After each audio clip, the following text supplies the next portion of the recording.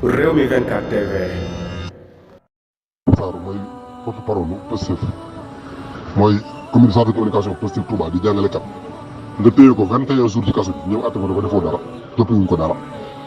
parce que ñu ne xaw ma misère xaw ma kasara moo ko porté tamit ñu jël ko téye ko ab jàngalekat ak jàngalekat li muy représenté nga jël ko tëj ko kaso xoolal injustice bu nga def ay élèves bu ñëwee mu nettali leen lu ñu gën a révolté wu c'est-à-dire Macky Sall il est en train de créer un peuple boo xam ne que nii gis nga bis bu màggee Sénégal fii kenn du am jàmm ci réew mi du sëriñ du keneen ñëpp nga doon di seetaan nag parce que Sénégal dëkk la woon boo xam ne que nii ñi ko mës a jiite ils sont tous des personnes mesurées yoo xam ne nii daawuñ franchir mukk dara bi ko waaw amul nañu ligne buñ tracé kii nag moom nee na moom amul benn ligne boo xam ne nii moom am na benn repère moom lu ko neex lay def waaw moo tax li ngi def loo xam ne ñu garaaw jël nit téye ko ci 25 jours nga téye ko prison ci loo xam ne teguwul ci dara léegi ñëw taxawal ko amul loolu lenn la ko jugé soo gisee ñi jàpp ñëpp mosuñ koy jugé kenn parce que amul ñu jugé comme ni ko suñu waa ji dëkk dara mu si waxee barki démb waaw comme ni nga ko waxee barki démb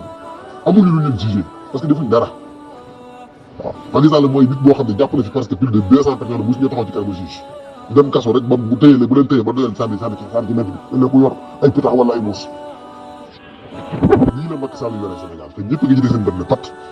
te yàlla xam na ne injustice yàgg musibam si yàlla ak day dal ci kaw Sénégal xaw ma ne nan lay demee dal ci kaw Sénégal mais parce que lii mënu ko dindi jàpp ay góor di leen toroxal defuñu dara